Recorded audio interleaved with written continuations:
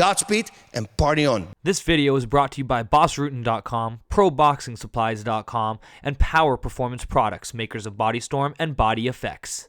Spencer Lazara, MMAinterviews.tv, here at Glendale Fighting Club with Ronda Rousey. She's a silver medalist 2008 in the Olympics and 1-0 as a pro in mixed martial arts now. Had some training here with Edmond today, some pad work after your fight. How you feeling?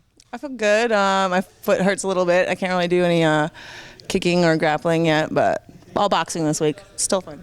Tell the people about your foot and the situation that happened before your fight. Oh, wow. Okay. Well, 3 days before I fought, like Thursday, I fought Sunday. I heard my dog fighting with my roommate's dog in the other room. And so I saw my dog like on top of the other dog. I'm like, oh no. And then I kicked my dog off and the other dog bit me on the foot. So, but these weren't like Chihuahuas fighting. Like my dog's like an Argentinian Mastiff and their dog's like a pit bull. So, you know, this was a gnarly bite. And we ended up rushing off to, you know, somewhere to get stitched up. It was 9 stitches, and they just pumped me full of antibiotics and said, you know, you shouldn't fight. And then so I decided to fight instead. But I had to find a way to hide it. So when we got to the weigh-ins, I was like, all right, I'll weigh in with socks on. And then, you know, I'm going to put this little like ankle thing like upside down so it covers my whole foot. We get to weigh-ins, they say I can't weigh in with socks. So, and the girl was 4 pounds over.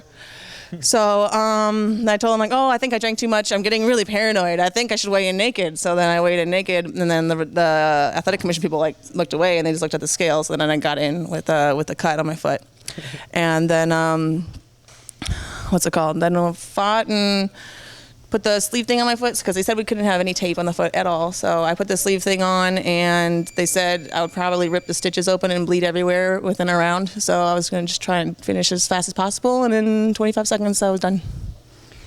And then limped for the next 3 days. Talk about, you know, how it has been for you and the exposure and what your goals are in mixed martial arts. Well, my goal is I want to be, you know, undisputed pound for pound the best woman in the world in mixed martial arts. And there's a lot of people that are skeptical of that, but, you know, I've made history before, and I'm not, you know, this isn't the most insane thing I've tried to do. Up until now, what has been your biggest accomplishment, you would say? In judo, we know you have the bronze medal, like we said, and also a silver medal in the World Championships. Well, I got a silver medal at the championships, I got a bronze at the Olympics, and I got a gold at the Junior World Championships. And that one was actually really fun because it was under 20, and I was 17 years old, and then I won the final in 4 seconds. But then I didn't realize how big of a deal that tournament was till later because it was right after my first Olympics, and so I was just bummed out about the Olympics before that. So that was a cool one that I didn't appreciate at the time, but now I do because I'm telling you about it. Gina Carano obviously is set to fight again in Strikeforce, June 18th. What kind of tests are we looking at? We know there's her and Cyborg are some of the big names out there in women's mixed martial arts. Who would you like to fight? Who do you think are their toughest opponents potentially in the future? Well, I definitely would like to fight Gina as soon as possible. I would like to fight Amanda Nunes. I would like to fight, oh God, what's that girl's name? The grappling girl who like got winded against Cyborg and like died. What did you think when you heard about the merger, or the buyout, I should say, with Strikeforce and the UFC? Obviously, knowing that the UFC has been anti-women's MMA, does that worry you a little bit for the future of women's MMA? Well, it is a little troubling that things could, you know, it could be like kind of dissolved, but I really don't think it will. And I'm trying as much as I can under my own power to kind of bring some more attention to MMA, you know, to women's MMA. So we'll see. Hopefully I can get some more people rooting for me and, you know, try and bring us back into kind of the limelight. You know, I think a fight between me and Gina would get a lot of attention. You know, I just like to build up, get some more publicity and turn that into a huge fight. Because if you've seen like the fight between her and Cyborg, the place is going insane. You know, people were talking about it still, and that was a long time ago, and I would like to generate another fight like that. That's my next major goal. A lot of people have been a little critical about maybe, you know, obviously say that your striking is where you need to improve the most, of course, because your grappling is phenomenal. You looked pretty good today, and you telling me that you didn't feel good at all, and I thought you looked great with Edmond's obviously an amazing trainer. So talk about your evolution as a full mixed martial artist and your striking game. Well, striking is one of my favorite things, actually. People say I suck so horrible at it, but I actually really like to do it.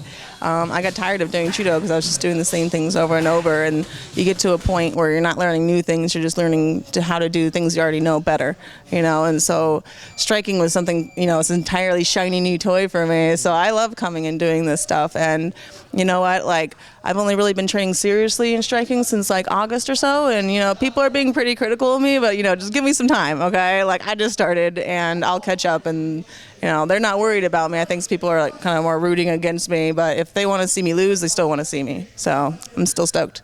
Have you had any offers other than, you obviously last fight was with King of the Cage, anything else on the table, or are you looking, to get in with Strikeforce as soon as possible maybe? I don't know. My manager got mad at me for spilling the beans on some stuff. Well, I have one kickboxing girl who's expressing some interest. She's a little bit bigger than I am, and we're going to probably try to agree on some sort of catch weight and do something sometime also around the summer. I'm hoping that works out, but no guarantees. And I really don't want to sign with any like specific promotion right now because it's not hard for me to get into an event. It's hard for me to get girls to fight. So like having a loyalty with a certain organization really doesn't help me that much. So I'm just going to try and kind of independently go around and get like 5 or so fights, come over to Strikeforce and see what I can do for them there. Yeah, it's obviously going to be tough for you to find opponents maybe that aren't the elite level because with your background and what you've done already, obviously we've seen so many guys go from Olympic level right to the top of the sport. We got guys like Brock Lesnar who came in and was a champion right away. So it's obviously a little bit difficult for you to find these fights of girls who are willing to take it. Well, it's hard to come up like in an appropriate way because if you already have like a background where say I have an Olympic background or whatever like that, like I'm not going to be able to fight the lowest level people and slowly come up because no one will want to take the fight. Everyone wants to protect the record. If they don't think that they can win a match, they won't take it, which is really frustrating because when I was in judo, I show up at the tournament and you're like, oh crap, this is my draw, but that was your draw and you fought the people that you had. I know you teach at a couple different places, judo, and then you also have a job working with animals as well. Tell the people about that. I work at CARE, which is California Animal Rehab, which we do physical therapy for dogs. So it's like Eastern and Western medicine on animals.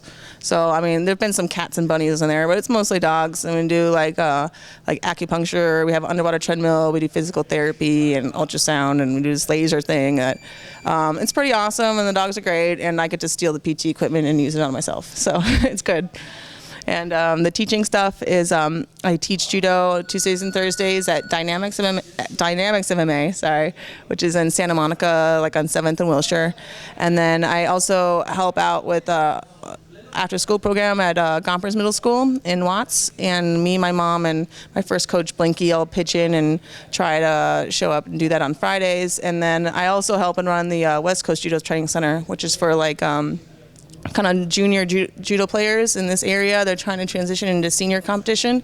And then I try and do that on Sundays, go down to West Covina and do that. And that's also for free. So I spend a lot on gas. And you're obviously a chip off the old block. Your mom was also a judo champion. So tell us about how you got into judo, obviously because of her and that whole ordeal. Well, actually, my mom's career has affected me a lot. She was the first American to ever win the World Championships in judo, which is actually not the greatest of her accomplishments. She's an amazing woman.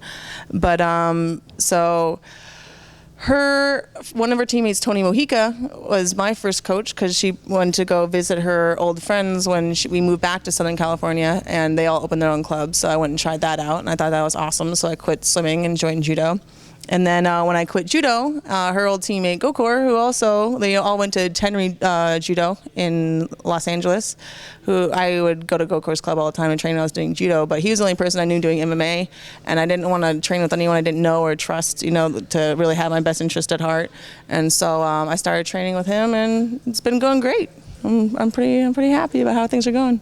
Look for Ronda Rousey to keep her career going in an upward direction, and safe to say you'll be a future champion of sport.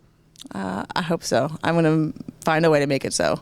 Okay. Appreciate the time. Ronda Rousey here with Spencer Lazara at Glendale Fighting Club.